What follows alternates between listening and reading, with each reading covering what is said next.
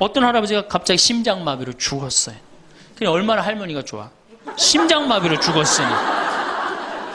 병원에 가니까 의사가 딱 청진길 대더니 아유 할아버지 돌아가셨다고 심장마비로. 이제 간호사한테 다 처리해갖고 냉도실로 모시라고. 영안실로. 그래갖고 이제 영안실로 이렇게 할머니가 이제 이렇게 할아버지 뒤를 따라가는데 이 할아버지가 가다가 깨어난 거예요. 깨어나갖고 이제 할머니가 뒤 따라온단 말이야. 그러니까 아우 나 좀 살아났으니까 얘기 좀 해달라고 막 그러니까 이 할머니가 못 들은 척.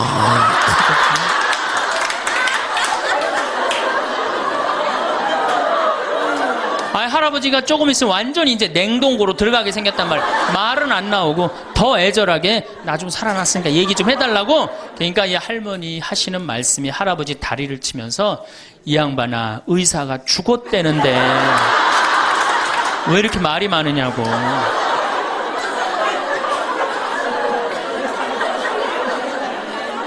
제가 경기도 광주 능평성당에 본당 신부로 있을 때 87살 먹은 루시아 할머니가 있었어요. 근데 이 할머니가 6.25 때 남으로 넘어왔어요. 근데 6.25 때 남편이 세상을 떠났어요. 그리고 아들 둘을 서울대 고대 상경대학을 졸업을 시켰어요. 혼자서 이렇게 아들들을 둘 다 은행장을 하고 있고 얼마나 할머니가 출세를 했어요. 그런데 이 할머니하고 아들 출세한 건 전혀 상관없어요. 이 할머니가 77부터 방에 들어누웠어요. 그러니까 10년 동안 방에 들어누우면 무슨 생각밖에 안 들어요. 외롭고 정말로 아침부터 밤중까지 가만히 들어누워 있는데 무슨 삶의 낙이 있겠어요. 내가 봉송체를 가면 할머니가 항상 제 손을 붙잡고 신부님 왜 레지오단원들이 방문도 안 오느냐고. 북에서 넘어왔으니 친척이 있어요? 누가 있어요? 아무도 없는데 레지오단원들이 활동으로 방문을 해야 되는데 왜 이 성당은 방문도 안 하느냐고. 그래서 우리가 신설성당이라 그런 게 없어서 그렇다고 할머니. 그러면서 할머니가 내 손을 꼭 잡고 뭐라고 그러냐면 신부님은 하느님하고 잘 통하지 않으냐. 하느님하고 잘 통하니까 나 좀 빨리 데려가게 기도 좀 해줘라 하느님한테. 하느님 뭐 하시는 거냐. 나 좀 데려가지. 살 만큼 살았는데. 그러면 내가 이제 할머니 손을 꼭 붙잡고 뭐라고 그러냐면 할머니 걱정하지 마세요. 내가 성당 가서 어떻게 좀 해볼 테니까 걱정하지 마세요. 제가 그렇게 이제 할머니하고 봉송체를 한 6개월 동안 했는데 6개월 만에 아들이 밤에 전화가 왔어요. 신부님 우리 어머니 돌아가실 것 같다는 거예요. 왜 그러냐 그러니까 화장실에서 넘어져갖고 갈비뼈 2대가 부러진 거예요. 근데 이 할머니가 87인데 몸이 말랐어요. 갈비뼈 2대 부러지면은 그 나이에 똑 부러졌다고 그러는데 거의 즉사예요. 80 넘어갖고 뼈 부러지면 뼈가 안 붙어서 죽는 경우가 되게 많거든요. 그래서 내가 이제 병자 가방을 들고 쫓아갔어요, 할머니한테. 이랬더니 할머니가 막 숨을 몰아 쉬더라고요. 그래도 제가 보좌 신부를 16,000명, 13,000명 이런데 보좌 신부도 하고 본당 신부도 한 4,000명, 5,000명 해갖고 하도 병자 성사를 많이 해갖고 딱 보면 알아요. 3개월 갈 거다. 한 달 갈 거다. 그래서 내가 아들한테 그래요. 한 3개월 갈 것 같으니까 3개월 정도 준비하라. 그럼 3개월 후에 어김없이 딱 가는 거예요. 근데 그 할머니를 딱 보는데 그날을 못 넘기겠더라고요. 그래서 이제 할머니 손을 붙잡고 할머니 나하고 오늘 못 넘길 것 같으니까 나하고 총 고해성사 하자. 할머니 하느님이 열심히 믿었고 좀 아들들 훌륭하게 잘 키웠고 매일 그렇게 묵주기도 했으니까 내 생각에는 할머니 직천당이다. 오늘 돌아가시면 바로 오늘 하늘나라 올라가시는데 가면은 요셉 성인도 보고 베드로 성인도 보고 싶은 남편도 보고 성모님도 보고 예수님도 보고 내 안부도 전해줘라. 바로 가니까. 네. 할머니는 내 손을 꼭 붙잡고 뭐라 그러냐. 신부님 그동안 너무 고마웠다는 거예요. 올 때마다 사탕도 갖고 오고 선물도 갖고 오고 내 얘기도 들어주고 그래도 외롭지 않게 신부님 왔을 땐 행복했다는 거예요. 그래서 이제 내가 할머니 손을 잡고 할머니 장례미사 내가 잘 해줄 테니까 강론도 잘하고 걱정하지 말아라. 하여튼 직천당 가서 이제 안부도 전해주고 내가 강론 잘 해줄 테니까 걱정하지 말고 잘 가셔라. 할머니는 그동안 너무너무 고마웠다. 그러면서 이제 서로 손을 꼭 잡고 죽기로 이제 합의를 이제 봤어요. 이제.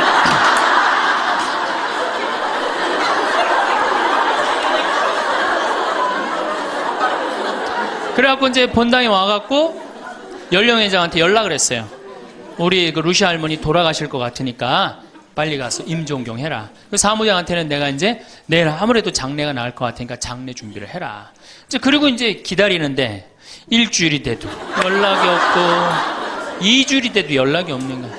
한 달 만에 다시 봉성채 신청이 들어왔어요. 그래서 내가 가갖고 할머니한테 그래서 할머니 어떻게 된 거냐. 우리 살아서 안 보기로 하지 않았느냐. 근데 왜 살아있느냐. 그랬더니 할머니가 우리 아들들이 어머니 돌아가시면 안 된다고 삼성의료원에 데려다가 그걸 붙여갖고 온 거예요. 요즘 죽고 싶어도 못 죽어요. 요즘 죽고 싶어도 죽을만 하면 살려갖고 오고 죽을만 하면 살려갖고 오고 정말 그래. 의술이 좋아갖고 죽고 싶어도 못 죽어요. 그래서 그때 할머니가 이제 방에 누워갖고 그전에는 화장실이라도 다녔는데 이제는 이게 부러졌으니까 2년 동안 화장 못 가고 오줌똥을 며느리가 받아냈어요. 그 며느리도 참 착한 며느리죠. 90살이 됐어요. 이런 부활 때 돼갖고 내가 이제 봉송체를 나갔는데 할머니가 일어나서 나온 거예요. 날 마중을 나왔어요. 그리고 하시는 말씀이 신부님 이제 좀 일어나 다닐만 하다는 거예요. 이게 지금 가두션찬을 판국인데 일어나 다닐만 하다. 92살이 됐는데 이 할머니가 내가 성당을 줬는데 성당 어떻게 줬는지 구경하고 싶다고 이게 이불을 뒤집어 쓰고 성탄 전야미사에 나왔어요. 이제는 안 죽어요. 여러분들 정말로 내가 보통 이게 30년을 한 세대로 봅니다. 그렇죠? 그 60까지 결혼 30에서 60까지 정말 오래 사는 거예요.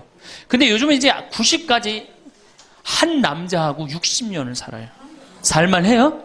한 남자하고 한 여자하고 한 남자하고 부부로 만나서 딱 30년 사는 게 가장 맞대요. 그래서 그걸 30년을 한 세대로 보는 거예요. 근데 이게 더블로 사네. 한 남자랑. 저는 생각 잘했죠. 장가 안 가고 혼자 사는 게 정말 좋은 거예요. 또 내가 그 능평성당에 있으면서 겪었던 일인데 이 할아버지가 73살이야. 요셉 할아버지가 73살인데 며느리가 나보다 1살 어려요. 마침 우리 고향 사람이야. 그래서 아주 참 내가 이뻐했죠, 마음으로. 근데 이 며느리가 애를 4을 낳았어요. 그게 참 착해요. 누가 봐도. 그래서 다 효녀라고 그랬어요. 효부라고 그러고. 이렇게 보면은 정말로 성당도 열심히 나오고 시어머니 시아버지도 잘 모시고. 근데 나한테 와서 이제 개인적으로 신세 한탄을 할 때는 그러는 거예요. 신부님 시집살이 하기 너무 힘들다는 거예요. 우리 시어머니 시아버지는 아침 점심 저녁으로 따뜻한 밥만 원한다는 거예요. 8명을 아침 점심 저녁 밥 세끼를 한다고 생각해 보세요. 힘들겠어요? 안 힘들겠어요? 여러분들 힘들겠죠? 네. 그래서 내가 이제 그 마음으로 이제 새기고 할머니 할아버지들을 모시고 온천을 간 적이 있어요. 다 온천을 이제 끝나고 난 다음에 이제 우리 할아버지가 이제 73살 먹은 요셉 할아버지가 막걸리를 근사하게 드시더라고. 그래서 내가 할아버지한테 그랬어요. 한 잔 따라 드리면서 할아버지 왜 밥 세끼를 집에서 먹느냐. 한 끼 노인정 가서 먹어라. 아니, 노인정 가서 친구들하고 고스톱도 치고 바둑도 두고 그러면 치매도 안 걸리고 그렇게 전심 한 끼 나가서 먹으면은 며느리도 아침 다 상 치고 난 다음에 학부형도 만나고 친구들도 만나고 아니 며느리가 무슨 징역 사는 것도 아니고 아침 점심 저녁 세 끼를 다 차려줘야 되니 얼마나 힘드냐. 그랬더니 이 할아버지 저한테 화를 내는 거예요. 신부님 난 노인정 가기 싫다는 거예요. 아니 왜 노인이 노인정 가기 싫으냐. 그랬더니 이 할아버지가 저한테 명언을 했어요. 무슨 명언을 했냐면 형들이 심부름을 시켜서 가기 싫다는 거예요.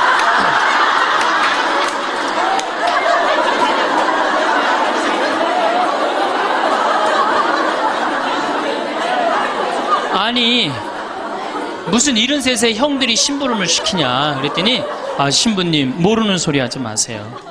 자기가 딱 나타나면은 술 받아와라, 라면 끓여라, 그런다는 거예요. 그래서 노인정 가기 싫다는 거예요. 제가 그때 너무 충격을 받아갖고 벌써 5년 전 얘기예요. 수원에 있는 아버지한테 가서 물어봤어요. 아버지 노인정 가세요. 그때 아버님이 73이셨어요. 아버님 노인정 가세요 안 가세요? 그랬더니 안 간다고 화를 내시더라고. 아니 왜 노인정 집에는 우리 어머니 아버지만 살고 자식들은 한 1km 반경에 떨어져서 살거든요. 왜 안 가시냐고 그랬더니 우리 아버님 하시는 말씀이 형들이 청소시켜서 가기 싫다.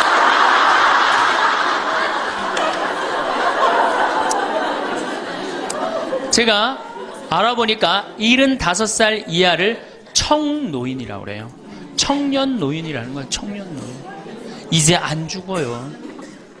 제가 여기 3년 전에 수원 고등동 성당에 95살 먹은 할머니가 오셔갖고 래프팅 하고 가셨어요. 배 타는 거 있죠? 그래서 내가 그때 그랬어. 할머니 참 죽기 전에 이렇게 래프팅도 하고 가니까 너무 좋다고 그랬더니 그 할머니가 나도 원이 없다고 이렇게 이 나이에 래프팅 배 타고 강에 래프팅을 했다고. 작년에 97인데 또 와서 또 하고 갔어요. 그러니까 여러분들 100살 산다는 거 지금 막연한 얘기가 아니에요. 여러분들 100살 산다는 게 확실하게 여러분들은 앞으로 남은 인생이 50년 남아있어요. 이렇게 오래 살 줄 모르고 지금부터 이제 중요한 얘기예요. 지금부터 잘 들어요.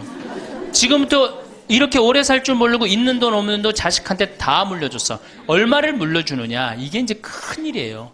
자식 대학 하나 졸업시키는데 2억 5천 들어갑니다. 둘 졸업시키면 5억이에요.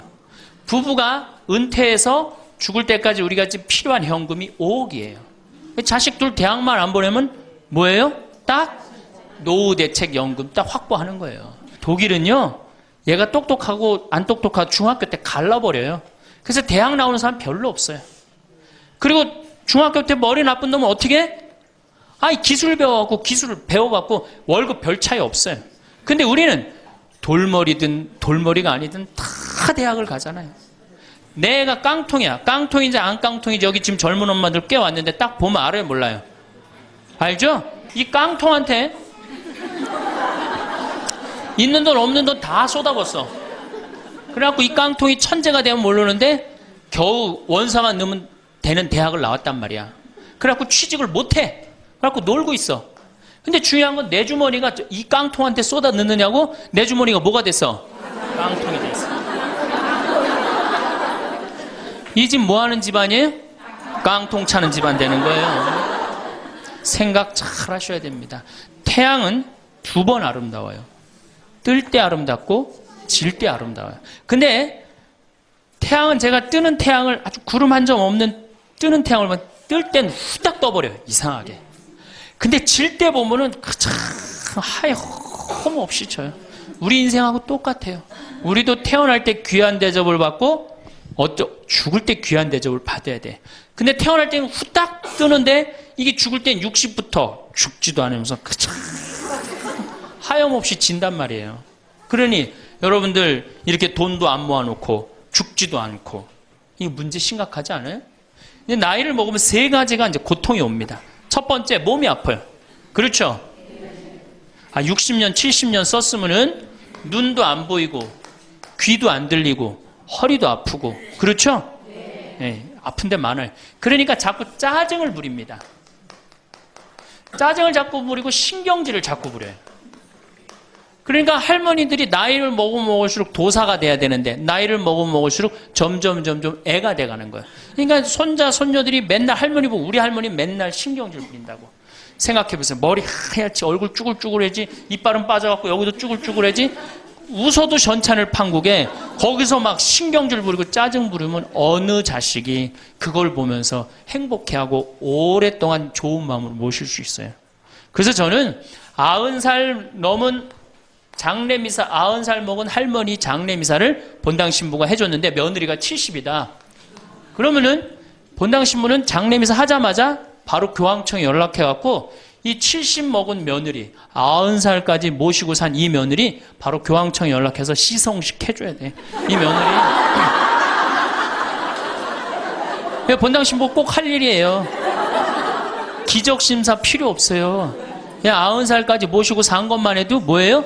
기적이에요. 기적. 안 버리고. 제가 어저께 식사하면서 잠깐 그런 얘기 들었는데 필리핀에 자식이 집 팔고 들어오면은 모시겠다고 그러는데 버린 자식이 있었다며요. 그리고 또 뭐 캐나다에 며칠 전에 또 어디에서 나왔다고 그러더라고. 자식이 그렇게. 여러분들 그게요 남 얘기 아니에요. 여기 노인대학 많이 온다고 그러죠. 제가 노인대학은 1박 2일을 합니다. 그럼 제가 이런 강의를 끝나면 절 찾아오는 할머니들이 참 많아요. 신부님 내 얘기입니다. 그러면서 쫙 얘기하면 어떤 자식까지 있느냐면 생활 그 보조금 나오는 것까지 뺏어가는 자식들이 있어요. 여러분들 얘기야 무슨 아이고 여러분들 지금 자식 걱정할 때가 아니에요. 자, 몸이 아프면은 이제 이가 이제 문제가 생겨요. 그렇죠? 치과에를 갑니다. 치과에를 갔더니 의사 선생님이 하시는 말씀이 할머니 틀니로 하려면 300만 원, 걸으려면 500만 원, 임플란트로 하려면 3천만 원입니다. 이 돈 있어요, 없어요? 없습니다. 그러니까 추석 전에 아들한테 전화를 합니다. 한 달 전에 얘야 내가 요새 이가 아파갖고 소화도 안 되고 골도 아프고 잠도 안 온다. 그럼 아들놈이 딱 알아들어야 돼요. 우리 어머니 이가 없어서 나한테 이해해달라나 보다. 이렇게 알아들어야 되는데 지금 40대, 50대, 30대 된 자식들 중에 자기 어머니, 늙은 노모, 노부, 어금니 몇 개 빠진 거 아는 사람 얼마나 있어요? 없어요. 열어보지 않는 한 얼마나 알아요? 여러분들 지금 우리 엄마, 아버지 어금니 정확하게 몇 개 빠진 거 아는 분들 몇 분이나 계세요? 없어요. 얼마 전에 한 분이 손 들고 나는 안다고 그러더라고. 어떻게 아냐고 그러니까 몽창 빠져갖고 하나도 없어.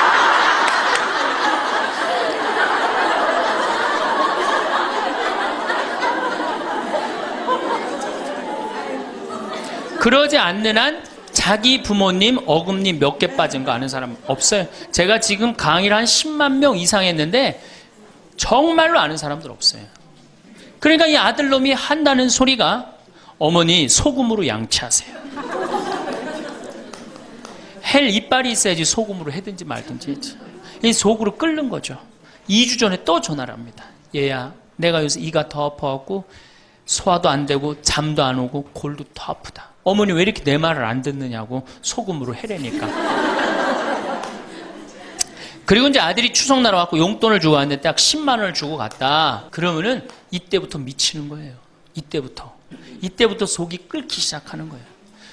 젊었을 때는 자식 키우는 재미로, 보는 재미로 그렇게 했는데 지금은 이제 내 몸 하나도 이제 건사하기 힘들고 죽지도 않으니까 막 속이 막 미치는 거예요. 어디 가서 얘기하고 싶은데 창피해요, 안 창피해요?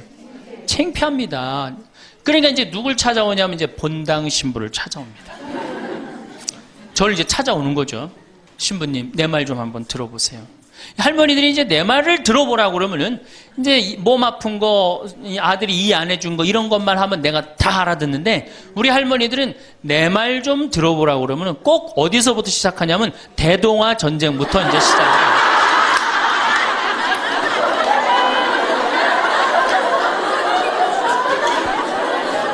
이래야지 이제 속이 풀리는 거예요.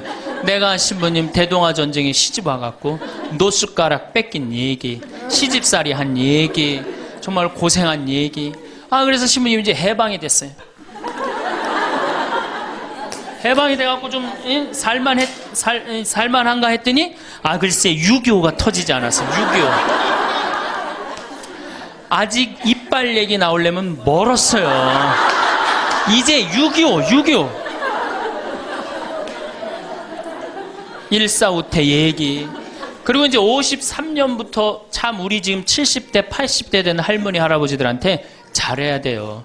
53년부터 62년까지 똥구멍이 찢어지게 가난하게 고생한 얘기 합니다. 전 정말 몰랐어요. 똥구멍이 찢어지게 가난하다는 얘기를 참 많이 들었는데 그래서 할머니한테 한번 물어봤어요. 할머니 똥구멍이 찢어진 게 뭐예요? 신부님 말도 마십시오. 6.25 전쟁 때 여러분들 2차 세계대전에 쏟아놓은 폭탄을 그거 남은 폭탄 다 우리나라에 다 쏟아붓어요. 그러니 전쟁 끝나고 뭐가 있어요? 전부 다 폐허가 돼갖고 아무것도 없죠. 가을에 우리나라가 한 85% 이상이 소장농이에요. 겨우 자기 해 먹을 거 그것밖에 안 됐어요. 전쟁 끝나고 9월에 이제 추수를 합니다. 9월에 추수를 하면 먹을 게 언제 떨어져요? 2월에 떨어져요. 그 보리는 언제 펴요? 5월에. 여러분도 오시면서 보리밭 보셨어요? 보리밭 이렇게 있는 거. 5월에 이제 보리가 피면은 2, 3, 4, 5월을 견뎌야 되는데 먹을 게 있어요? 없죠. 그러니까 산에 풀뿌리 캐서 먹고 나물 캐서 먹고 그것도 모자라면 이제 뭐를 캐서 먹느냐면 소나무 껍질 안에 하얀 속살 그거를 이제 벗긴다 그래요. 그걸 벗겨갖고 말린다 그래요. 말려갖고 그걸 간대요. 할머니들 옛날 할머니들 생각나시죠? 그걸 갈아갖고 국에 넣어서 먹으면 국이 빨간데 국을 먹으면 배가 불러대. 또 거기다 밥을 해서 먹어도 배가 그렇게 불러대. 옛날엔 배가 고파 죽겠는데 배 부르면 최고 아니에요. 배는 이제 먹었는데 이제 배는 부르는데 문제는 이게 섬유질이 엄청나게 강한 거예요. 이게 야채나 뭐 채소나 과일의 섬유질하고 틀리대요. 그래갖고 이제 이게 들어가면 소화가 안 되고 딱딱하게 굳는 거예요. 수분이 빠지고. 대장에 가면 이제 딱딱한 돌덩어리로 굳는 거예요. 그 딱딱한 돌덩어리로 굳은 걸 빼내려고 그러니 똥구멍이 찢어지는 거예요. 신부님, 똥구멍이 찢어지게 가난하게 고생한 얘기. 그러니 그리고 이제 내가 자식들을 이제 내 자식만은 고생을 시키지 않으려고 정말 내가 먹고 싶은 거, 쓰고 싶은 거, 다니고 싶은 거 안 하고 논 팔고 소 팔고 정말로 고생해서 내 자식을 키워놨는데 내가 늙어서 이해해달라고 그러는데 아니 이 10만 원을 갖다 줬으면 신부님 억울해서 못 살겠다. 분해서 못 살겠다. 그 얘기를 해요. 이 얘기가 사실 남 얘기가 아니에요. 제 얘기예요, 제 얘기. 제가 아버님 70살 때 종합검진을 해드렸어요. 종합검진을 이렇게 해드렸는데 깜짝 놀랐어요. 결과를 보고. 어금니가 하나도 없으신 거예요. 어금니가 하나도 없어. 그래갖고 아버지 제가 맨날 이렇게 갈비집에 가서 갈비 사드릴 때 뭘로 드셨느냐고 그랬더니 아들 신부가 사주는 거라 앞니로 그냥 대충 씹어갖고 삼켰다는 거예요. 정말 기가 막히죠. 내가 전국에 다니면서 강의를 이렇게 했는데 내 아버지 입 빠진 건 모르고 참 창피하더라고요. 그래서 마침 내가 이제 치과 의사 하나를 세례를 줬어요. 그래서 불렀어요. 내가 너 세례를 줬는데 내가 네 세례를 주면 내가 네 영적인 아버지다. 근데 우리 육적인 아버지가 이가 하나도 없다. 돈은 내가 요것밖에 없으니까 네가 아버지다 생각하고 완벽하게 해놔라. 뭐 가장 정성을 들여서 해놔라. 내가 뭐 그 병원도 축성도 해주고 다 해줬으니까. 그래갖고 정말 아버지 하듯이 아버지라고 그래라 그냥. 그래 아버지 하듯이 거의 1년 동안 매주일 공사를 한 거죠. 그래갖고 완벽하게 해드렸어요. 그 다음부터 이제 갈비집에 가도 이제 심지까지 뜯어 드시고, 그 다음부터 이제 지리산 꼭대기까지 뛰어 올라갔다 떼어내렸다. 두 번째, 친구가 없어요. 이거 아주 중요한 겁니다. 몸 아픈 거. 여러분들, 여기 이제 할머니, 할아버지들 몇 분 계신데, 자, 내가 돈에 주머니가 없어. 그럼 바깥에 나가고 싶어, 안 나가고 싶어요? 당연히 안 나가고 싶어요.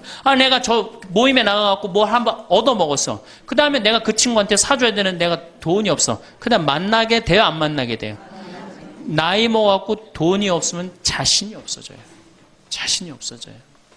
그러니까 여러분들 초등학생이 학원비가 50만 원, 지금 중학생이 70만 원, 고등학생이 90만 원이에요. 그러면은 내가 이 90만 원 중에 20만 원만 떼어서 어머니 용돈 줘봐. 우리 어머니 신나서 살걸? 근데 내 자식 학원비 90만 원 안 갖고 오는데 부모 30만 원 용돈? 여러분들 지금 자식들이 부모한테 용돈 얼마 주는 줄 아세요? 1년에 100만 원 줘요. 그 나누면 8만 원이야, 8만 원.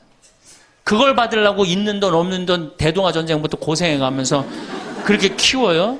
이제는 부모 자식지간의 효의 개념은 끝났어요. 효는 끝났다고 그래요. 많은 사회학자들이 효는 끝났다. 사랑만 남아있다는 거예요. 이 얘기도 이제 제가 곧 할 거예요. 자, 친구가 없으니까 속이 좁아져요. 그렇게 했어요? 안 그렇게 했어요? 아니, 친구들이 있으면 얘기도 좀 하고 속도 풀고 그러면 속이 좀 이렇게 맺혔던 것도 풀잖아요. 집안에서 이제 친구가 없으니까 가만히 방 안에서 이제 뒷방 벽에 이제 어느 학자가 우리나라 노인을 뭐라 그래요? 쥐처럼 깜깜한 방에서 웅크리고 앉아있다고 그래요. 우리 할머니들이 내가 봉송체 가면 하고 있는 일이 깜깜한 방에서 진짜 웅크리고 앉아있어요. 쥐처럼. 그러니까 할 일이 뭐가 있어? 벽에다가 인생 복귀하는 거죠. 대동아 전쟁 생각하고 한숨 한 번 쉬고 6.25 생각하고 한숨 한 번 쉬고 이빨 안 해준 거 생각하고 한숨 한 번 쉬고 여름에 냉면을 먹고 싶어. 그러면은 큰아들이 사줄래나 둘째 아들이 사줄래나 막내 아들이 사줄래나 기다리는데 한 놈도 안 사줘. 그러면 언제 그걸 갖고 있다가 터트려요? 추석 때 터트립니다. 내가 옆집 할망구는 그 자식들이 와서 갈비도 사주고 냉면도 사줬다는데 나는 자식이 6, 7인데 나한테 냉면 사주는 자식 하나도 없다고. 냉면이 얼마나 해요? 5,000원, 10,000원이면 하죠? 그럼 자기 돈으로 사 먹으면 되는데 우리 할머니, 할아버지들은 자기가 자기를 위해서 돈 쓰는 걸 할 줄 알아요? 몰라요? 몰라요. 정말 이거 큰 문제예요. 냉면 먹고 싶으면은 자기 가서 사 먹으면 될 거 아니야. 그런데 그걸 기다리고 앉아있어요. 그러니까 한을 쌓는 거지. 5,000원을 가지고. 큰아들이 사줄래나 둘째 아들은 사 먹으면 되는 걸. 그럼 행복한데. 그래갖고 이제 냉면 못 얻어먹은 거 아들이 이제 퇴근해갖고 들어옵니다. 아들이 퇴근해갖고 들어오면요. 참 문제는 뭐냐면은 아들이 들어오면은 어떻게 하면 돼? 내가 여러분들 나이 먹어갖고 싸움을 안 걸면요. 자식들이 말을 안 해줍니다. 그러니까 아들하고 싸움을 거는 거예요. 너 이빨 10년 전에 안 해줘갖고 나 이거 쪼글쪼글 해갖고 이제 아무것도 못한다고 그러더라. 아들이 듣다 어머니 그만하세요. 한 번만 하면 100번째예요. 그럼 이게 안 먹히나 보다 그래요. 방에 들어왔고 또 이제 벽에다 복귀한 것 중에 그래 냉면 못 얻어먹은 거 들고 쫓아나가. 옆집 할망구 냉면도 얻어먹었다는 난 냉면도 못 얻어먹었다. 그럼 아들이 한마디 합니다. 어머니 그러려면 나가 죽어라. 몸 아프죠? 친구 없죠? 뭐만 남으냐면 자존심만 남습니다. 근데 그 자존심에 나가 죽어라? 그럼 미치는 거예요. 어디 가서 자식이 나가 죽으라고 그러는데 얘기할 때가 있어요? 없어요? 여러분들 나가 죽으라고 그러는 거 아들이 50%, 며느리가 16%, 딸이 14%, 그 다음에 늙은 부부가 서로 나가 죽으라고 20%. 나가 죽으라는 말 듣는 비율이 그렇대요. 그냥 어디 가서 얘기하긴 창피하고 또 이제 본당 신부를 또 찾아옵니다. 이제. 그래서 저한테 얘기를 해요. 신부님 내 말 좀 들어보라고. 이제 할머니가 이제 또 내 말 좀 들어보라고 그러면 이제 또 대동아 전쟁부터 이제 시작을 합니다. 해방, 6.25, 똥구멍이 찢어지게 가는. 내가 이렇게 키웠는데 나부로 나가 죽으라고 그런다고. 이제 늙었으니까 필요 없다고 나부로 나가 죽으라고 그런다고. 여러분들 그런 소리 이제 듣습니다. 왜 죽지도 않고 이렇게 오래 사느냐고 분명히 자식들한테 그런 소리 들어요. 100살까지 산다고 생각해봐요. 그것도 자식한테 얹혀서 100살 산다고 생각해보세요. 이제는 자식하고 늙어서 같이 산다는 생각은 꿈도 꾸면 안 돼요. 늙어서 이제 나 어떻게 살아야 돼? 나 혼자 자식한테 폐 안 끼치고 오래 사는 게 누구하고 좋은 관계 유지하는 거야? 자식하고 좋은 관계 유지하는 거예요. 어쨌든 나가 죽으라고 그러니까 이제 미치는 거죠. 그래갖고 이제 다 듣고 이제 할머니가 나한테 그래. 신부님 나 꽃동네 좀 바래다 줄라. 난 자존심 상해서 저 집에서 도저히 못 살겠다.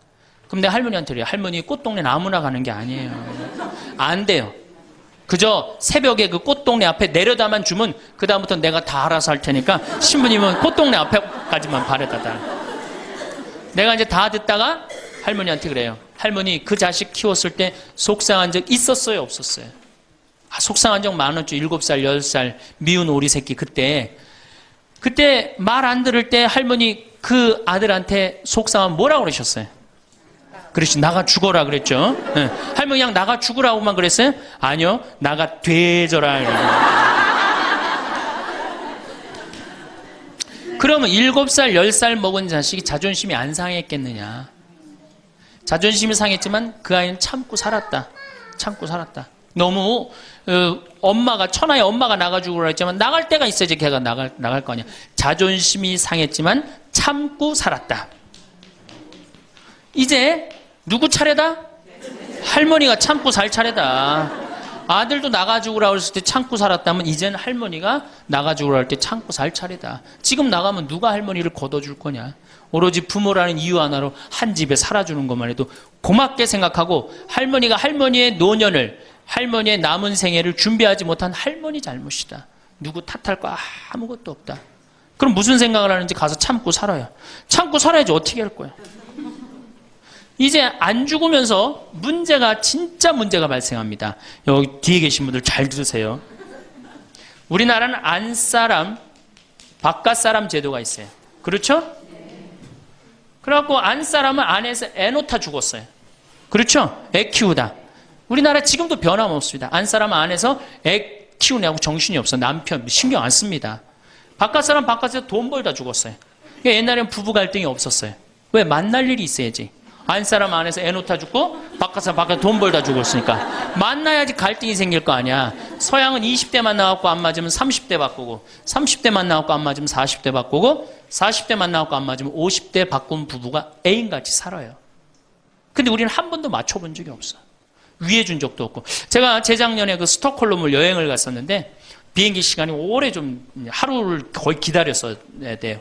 그래서 이제 비행기에 저녁 비행기를 타려고 저녁 한 5시쯤에 라운지에서 이제 음식을 시켜서 먹고 있는데 내 앞에 60쯤 된 초로의 할아버지하고 초로의 할머니가 서로 끌어안고 뽀뽀를 하는데요. 이 남자가 이 이마 눈에다 뽀뽀 한번 하고 I love you 하니 하고 입에다 뽀뽀하고 I love you 하니 하면 목에다 뽀뽀 1시간 이렇게 쪽쪽 빨아요. 걔네들은 그렇게 살고 그렇게 살아야만이 살아요.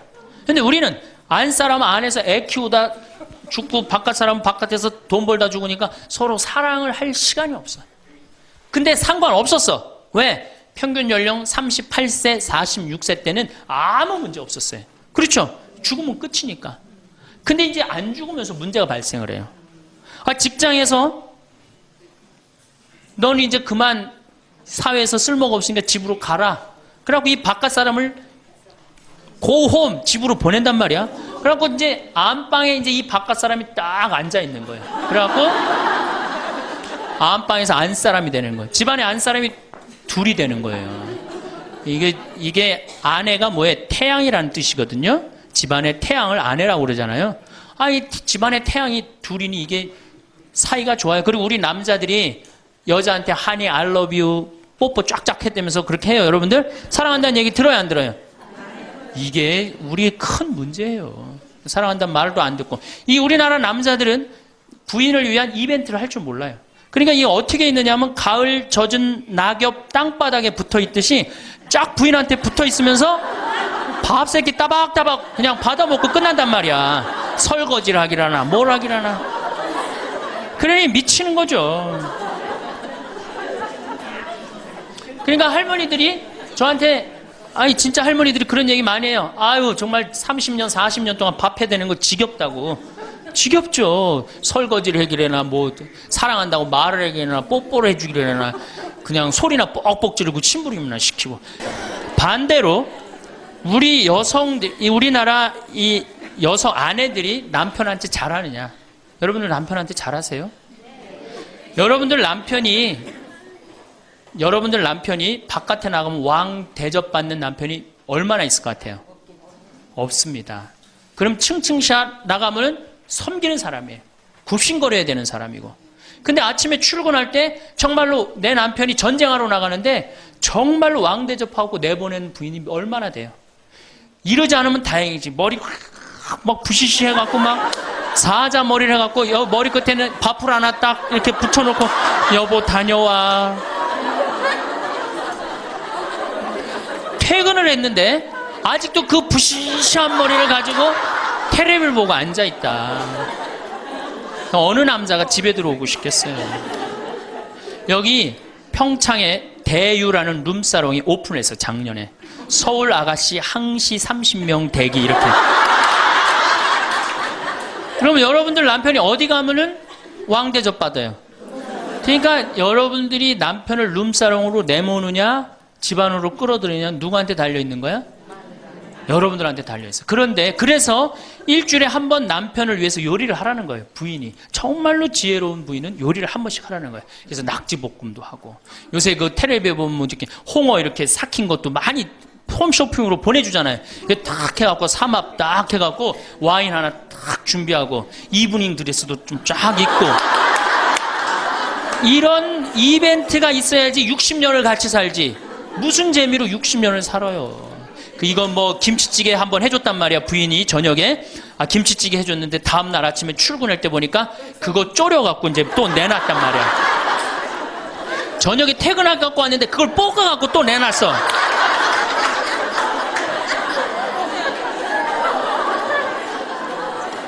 여러분들 자식한테 쏟는 거 반만 남편한테 해보세요. 여러분들 아마 얻고 살 거예요. 나이 먹어서 유일한 친구가 누굽니까? 남편이고 아내밖에 없어요. 제가 평택에서 본당 신부를 할 때 할머니 한 분이 남편이 평생 바람 피고 노름하고 술 먹고 나가서 딴 살림했어요. 근데 이 할아버지가 늙어갖고 중풍이 걸린 거예요. 중풍이 걸려갖고 반신불수가 되고 집에 들어온 거예요. 그러니 이 할머니가 믿겠어요, 안 믿겠어요? 밉죠. 나만 보면은 빨리 죽었으면 좋겠다. 매일 입버름처럼 했어요. 그러니까 이 할아버지가 또 말도 못하는 중풍이 이제 와갖고 고해성사를 이제 이렇게 할머니하고 할아버지하고 같이 들어와요. 그래갖고 이제 할머니가 이제 할아버지 잘못한 걸 다 나한테 얘기를 해줘요. 그러면은 할아버지가 그걸 받아들이면 되는데 안 받아들입니다. 할머니를 때리는 거예요. 내가 언제 그랬느냐. 그러니 난 내가 봐도 야, 저 할아버지 양심도 없구나. 그냥 젊었을 때 저러더니 늙어서 고해를 대신까지 해주는데 얼마나 고마워. 그런데도 그냥 그 할머니를 때리고 저렇게 구박을 하니 참 정말로 빨리 죽었으면 좋겠다. 그런 생각을 했어요. 근데 그 할아버지가 돌아가셨어요. 마침 내가 있을 때. 그래서 내가 장례 미사를 해주고 할머니 손을 꼭 잡고 그랬어요. 할머니 이제 그동안 고생 많이 했으니까 이제 편안하게 집에 가서 이제 행복하게 쉬시라고 남은 여생. 그래갖고 이제 할머니를 보냈는데 그 밤 11시에 할머니가 전화를 했어요. 신부님 우리 집에 좀 와달라는 거예요. 한참 자는데. 왜 그러시냐고 그러니까 그 병상에 누워있던 남편이 없으니까 이 집이 그렇게 무섭고 쓸쓸하고 외롭고 허전하다는 거야. 지금 빨리 와서 기도를 해달라는 거야. 그래서 자다가 또 옷도 갈아입고 이제 내가 가고 그 할머니 이제 안수기도 해주고 이제 손잡고 기도해주고 오면서 늙어서 남편이 죽는다. 그날로 여러분들은 아무것도 아니에요. 완전히 홀로 되는 거예요. 그러니까 정말로 귀하게 지금 자식을 귀하게 해줘야 돼. 남편을 귀하게 해줘야 돼. 그러니까 오늘 당장 집에 가고 학원 끊어요. 학원 끊고 대학 다닌 자식 있으면 당장 휴학시키세요. 자, 맨 마지막으로 이제 돈이 없어. 이게 이제 제일 큰 문제죠. 그렇죠? 돈만 있으면 어때요? 해요? 자식하고 관계가 굉장히 좋습니다. 돈만 있으면. 어느 정도로 좋으냐? 작년에 내가 여기 우리 생태마을에 콩을 계약 재배를 했어요. 계약 재배를 했는데 1억 원어치 정도 콩을 샀어요. 그런데 제가 무슨 일이 좀 생겨갖고 돈이 없어졌어요. 있던 돈이. 그 돈이 이제 한 2달이나 3달 후에 나오는데 농민들은 빨리 돈을 달라는 거예요. 계약 재배해갖고 왜 안 주냐. 그래갖고 쩔쩔 매는데 꼭 요맘때예요. 우리 어머니가 딱 오시더니 아들이 막 쩔쩔 매고 사람들이 막 농민들이 왔다 갔다 하는 걸 보고 왜 그러시냐고 신부님. 그래서 내가 원래 계약 재배를 했는데 돈이 원래 한 2억이 들어오기로 했는데 그 돈이 안 들어와갖고 내가 지금 못 줘서 지금 너무너무 당황스럽다고 그냥 그 얘기만 저는 했어요. 근데 어머니가 일주일 동안 있기로 하셨는데 그냥 집에 가시더라고요. 우리 누나한테 가자 그랬더니 차로 가셨어요. 다음날 어머니가 전화를 하셨어요.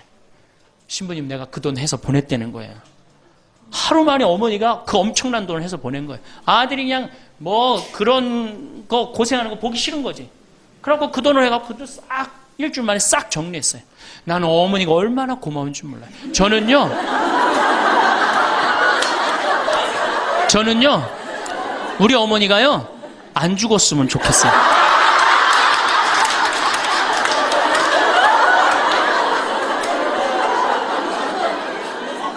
얼마나 좋아요. 은행이 이렇게 꿔주겠어요? 은행이 꿔줘요? 그러니까 나이를 먹어갖고 자식한테 줄 수 있는 게 있어야 돼요. 근데 한꺼번에 다 주면 안 돼. 조금씩. 그리고 그 자식이 나한테 돌려주는 게 있는 자식한테 줘야지 줬는데 안 주는 자식은 싹수가 노란 거예요. 그래서 그 자식한테는 주지 말고 내가 줬는데 나한테 준다. 그럼 그 자식한테 계속 잘해주면. 그래서 저는 어머니하고 자식 지간이 기브 앤드 테이크야. 죽을 때까지 기브 앤드 테이크를 해야지 서로 행복한 거예요. 네. 그래서 우리 자식들은 용돈 많이 드립니다. 어머니 아버지한테.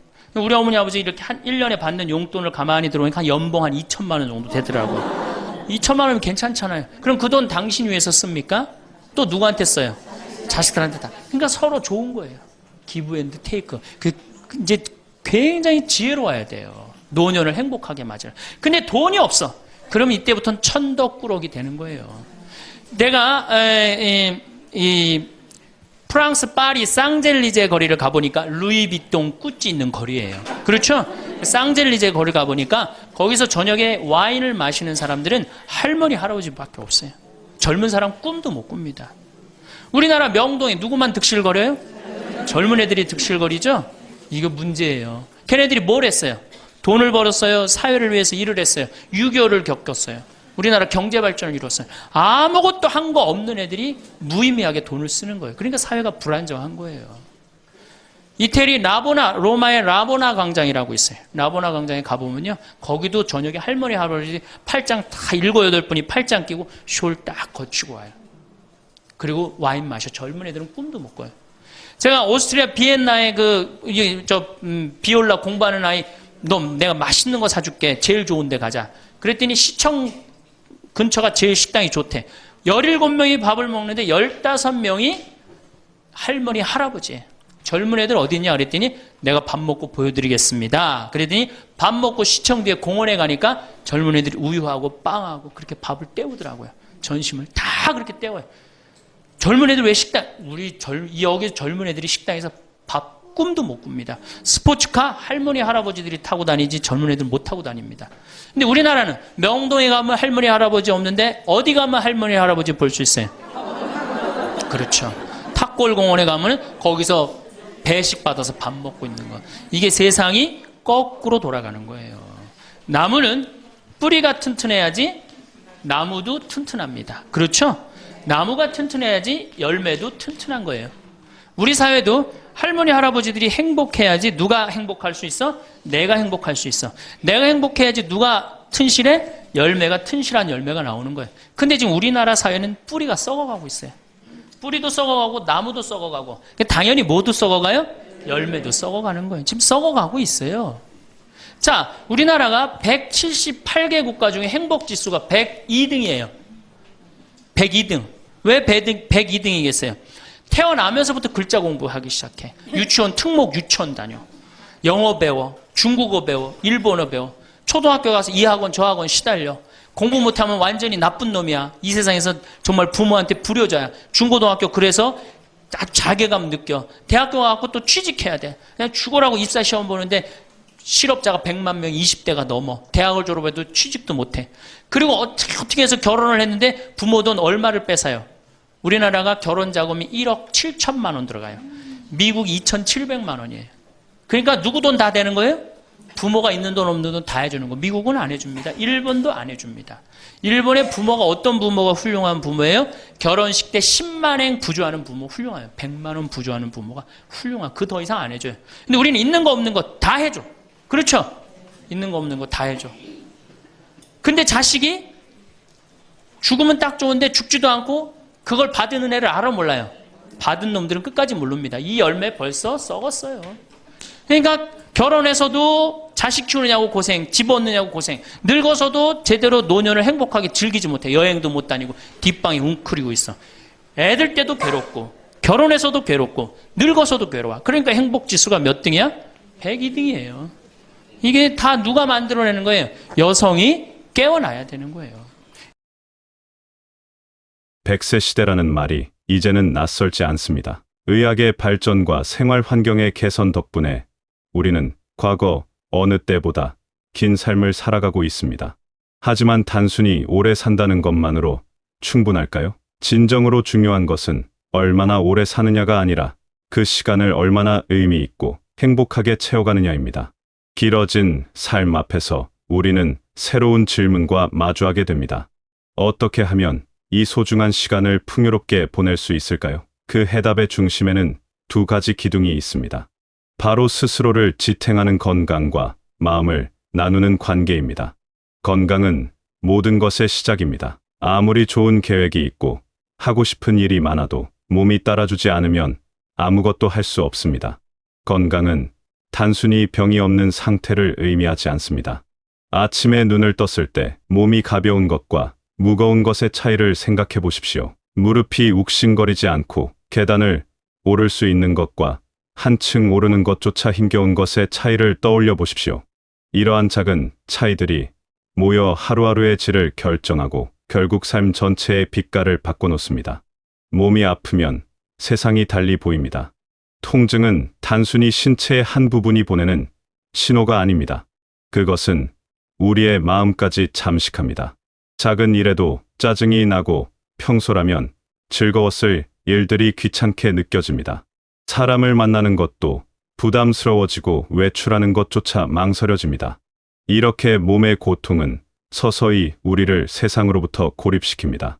가족들과 함께 있어도 온전히 그 순간을 즐기기 어렵고 마음속에는 무기력함과 답답함만 쌓여갑니다. 더 안타까운 것은 이러한 상태가 주변 사람들과의 관계에도 영향을 미친다는 점입니다. 아픈 사람은 의도하지 않아도 예민해지기 쉽습니다. 사소한 말에도 상처받고 작은 배려, 부족에도 섭섭함을 느낍니다. 가족들은 처음에는 이해하고 돌봐주려 하지만 시간이 지나면 지칠 수밖에 없습니다. 서로를 향한 마음은 변함없는데도 불구하고 보이지 않는 벽이 생기고 거리감이 느껴지기 시작합니다. 건강하지 못한 상태가 지속되면 결국 가장 소중한 사람들과의 관계마저 멀어질 수 있습니다. 그렇기에 건강관리는 나 자신만을 위한 것이 아닙니다. 그것은 내가 사랑하는 사람들을 위한 배려이기도 합니다. 스스로 건강을 돌보는 것은 가족들에게 짐이 되지 않겠다는 의지의 표현입니다. 내 몸을 챙기는 것이 곧 내 곁의 사람들을 지키는 일입니다. 작은 통증을 느낄 때 참고 넘어가지 않고 병원을 찾는 것과 정기적인 검진을 받는 것과 매일 조금씩이라도 몸을 움직이는 것. 이 모든 것들이 미래를 위한 투자입니다. 건강한 몸은 존엄한 삶의 토대입니다. 스스로 움직일 수 있고 스스로 판단할 수 있으며 스스로 선택할 수 있다는 것. 이것은 인간으로서 누려야 할 기본적인 권리입니다. 건강을 잃으면 이 모든 것이 흔들립니다. 다른 사람의 도움 없이는 일상적인 일조차 할 수 없게 되고 의존적인 삶을 살아가게 됩니다. 그것은 단순히 불편한 것을 넘어 자존감의 문제이기도 합니다. 따라서 건강을 지키는 것은 삶의 질을 유지하는 동시에 자신의 존엄성을 지키는 일입니다. 하지만 건강한 몸만으로 충분할까요? 튼튼한 신체를 가졌다 해도 마음이 공허하다면 진정한 행복을 느끼기 어렵습니다. 여기서 우리는 또 하나의 중요한 기둥을 만나게 됩니다. 바로 마음을 나눌 수 있는 관계입니다. 사람은 혼자서는 살 수 없습니다. 아무리 독립적이고 자립적인 사람이라도 누군가와의 연결을 필요로 합니다. 특히 사회적 역할이 줄어들고 활동 범위가 좁아지면 사람과의 만남은 더욱 소중해집니다. 매일 만나던 사람들이 사라지고 바쁘게 움직이던 일상이 느려지면 문득 공허함이 찾아옵니다. 이럴 때 우리를 세상과 이어주는 것이 바로 진심을 나눌 수 있는 관계입니다. 진정한 의미의 관계란 무엇일까요? 그것은 서로에 있는 그대로를 받아들이고 편안하게 마음을 털어놓을 수 있는 사이입니다. 잘 보이려고 애쓰지 않아도 되고 완벽하게 꾸미지 않아도 되는 사이. 기쁜 일이 있을 때 함께 웃어주고 힘든 일이 있을 때 묵묵히 곁에 있어주는 사람. 그런 사람이 바로 진정한 의미의 관계를 맺고 있는 사람입니다. 이러한 관계는 우리 삶에 놀라운 변화를 가져옵니다. 누군가와 이야기를 나누는 것만으로도 답답했던 마음이 풀리고 혼자 끙끙 앓던 고민이 가벼워집니다. 사소한 일상을 나누는 것만으로도 하루가 의미 있게 느껴지고 내일이 기다려집니다. 함께 웃고 함께 이야기하는 시간은 그 자체로 치유이며 활력입니다. 외로움은 단순히 혼자 있는 상태가 아닙니다. 진정한 외로움은 마음을 나눌 사람이 없는 상태입니다. 주변에 사람이 많아도 진심을 나눌 수 없다면 그것은 외로움입니다. 그렇다면 이러한 관계는 어디서 찾을 수 있을까요? 멀리서 찾을 필요가 없습니다. 가장 가까이에 그 사람이 있습니다. 매일 얼굴을 마주하고 같은 공간에서 생활하는 바로 그 사람. 함께 밥을 먹고 함께 잠자리에 드는 그 사람. 바로 배우자입니다. 많은 분들이 배우자를 가족으로만 생각합니다. 물론 가족이 맞습니다. 하지만 배우자는 단순한 가족 이상의 존재가 되어야 합니다. 가장 가까운 동반자이자 가장 편안한 대화 상대이며 무엇보다 가장 친한 사람이어야 합니다. 함께 살아가는 동안 서로를 너무 잘 알게 되어 새삼스럽게 대화할 필요를 못 느끼기도 합니다. 필요한 말만 주고받고 각자의 시간을 보내는 것이 익숙해집니다. 하지만 이러한 패턴이 계속되면 같은 공간에 있어도 마음은 점점 멀어집니다. 배우자와의 관계를 새롭게 바라볼 필요가 있습니다. 오랜 시간 함께했다는 것은 서로를 잘 안다는 의미이기도 하지만 동시에 많은 이야기가 쌓여 있다는 뜻이기도 합니다. 그 이야기들을 꺼내 보십시오. 오늘 어떤 일이 있었는지와 무슨 생각을 했는지와 어떤 기분이었는지 이야기해 보십시오. 사소해 보이는 일상의 조각들이 모여 서로를 이해하는 다리가 됩니다. 특히 중요한 것은 서로를 존중하는 태도입니다. 함께 산 시간이 길다고 해서 상대방을 당연하게 여겨서는 안 됩니다. 고맙다는 말과 미안하다는 말을 아끼지 말아야 합니다. 상대방의 말에 귀 기울이고 그 마음을 헤아리려 노력해야 합니다. 이러한 작은 배려들이 쌓여 신뢰가 되고 신뢰가 쌓여 깊은 유대가 됩니다. 배우자 외에도 마음을 나눌 수 있는 사람들이 필요합니다. 비슷한 관심사를 가진 사람들과 함께 활동하는 것도 좋고 정기적으로 만나 이야기를 나누는 모임을 갖는 것도 좋습니다. 중요한 것은 형식이 아니라 진심입니다. 얼마나 자주 만나느냐보다 얼마나 편안하게 마음을 나눌 수 있느냐가 중요합니다. 관계를 맺고 유지하는 것은 노력이 필요한 일입니다. 먼저 연락하고 먼저 다가가야 할 때도 있습니다. 때로는 오해가 생기고 마음이 상할 수도 있습니다. 하지만 이러한 과정을 거치면서 관계는 더욱 단단해집니다. 완벽한 관계는 없습니다. 서로의 부족함을 인정하고 받아들이며 함께 성장해가는 것. 그것이 진정한 관계의 모습입니다. 건강한 몸과 따뜻한 관계. 이 두 가지가 조화를 이룰 때 삶은 비로소 완성됩니다. 건강한 몸은 우리에게 자유를 주고 따뜻한 관계는 우리에게 의미를 줍니다. 둘 중 하나만으로는 부족합니다. 건강하지만 외로운 삶도 불행하고 사람은 많지만 아픈 삶도 고통스럽습니다. 두 가지가 함께할 때 우리는 진정으로 풍요로운 시간을 보낼 수 있습니다. 나무를 생각해 보십시오. 튼튼한 뿌리가 없으면 나무는 쓰러집니다. 하지만 뿌리만 있고 잎이 없다면 그것은 메마른 나무일 뿐입니다. 깊은 뿌리가 나무를 지탱하고 푸른 잎이 생명력을 보여줍니다. 건강은 우리 삶의 뿌리이며 관계는 우리 삶의 잎사귀입니다. 두 가지가 모두 건강할 때 삶이라는 나무는 아름다운 결실을 맺습니다. 이 모든 것은 먼 미래의 일이 아닙니다. 내일부터 시작할 일도 아닙니다. 바로 오늘부터 시작해야 할 일입니다. 오늘 조금 일찍 일어나 몸을 움직여 보십시오. 오늘 병원 예약을 미루지 말고 전화를 걸어 보십시오. 오늘 배우자에게 따뜻한 말 한마디를 건네보십시오. 오늘 오랜만에 연락하지 않았던 사람에게 안부를 물어보십시오. 이러한 작은 실천들이 모여 습관이 되고 습관이 모여 삶의 방식이 됩니다. 변화는 거창한 결심에서 시작되지 않습니다. 작고 구체적인 행동에서 시작됩니다. 완벽하게 하려고 애쓰지 마십시오. 완벽함을 추구하다 보면 시작조차 하지 못하게 됩니다. 조금씩이라도 꾸준히 하는 것이 중요합니다. 오늘 10분 걸었다면 내일도 10분 걷는 것. 그것으로 충분합니다. 오늘 배우자와 5분 대화했다면 내일도 5분 대화하는 것. 그것만으로도 의미 있습니다. 우리는 모두 행복을 원합니다.